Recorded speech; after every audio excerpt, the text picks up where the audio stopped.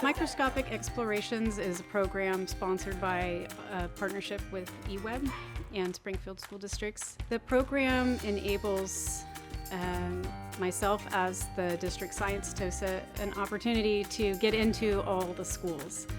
The microscope is a tool that scientists use, and it's a tool that most schools don't have on hand, especially elementary schools, and they are expensive to maintain, and many elementary teachers don't know how to use a microscope themselves potentially. And so it's just a tool to get into the classroom to provide some science learning for elementary students. The Microscopic Explorations program existed before I was in this position, and it was a one-size-fits-all program where it was the same every grade level, every time.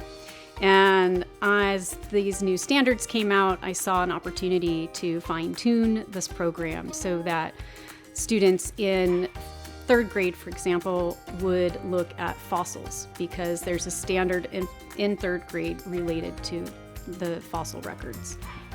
In fourth grade, students get an opportunity to explore a sand mystery. That is an NGSS for fourth grade related to where sand is found around the world and what it's made of.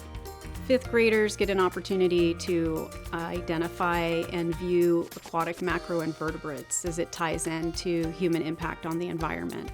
And so as I was designing the lessons, I was looking to the standards for opportunities to bring something to life for the students. The focus topic is different in each grade level, but they're still getting to learn the basics of a dissecting microscope. They learn the parts, and many of them, this is their first opportunity to feel like a scientist, to use a scientific tool, to slow down and make close observations and see something that they haven't seen before.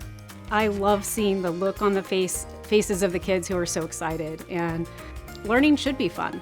And science should be fun and exciting, and I think that excitement is what encourages and engages the students further. When they get that spark of excitement, then they want more.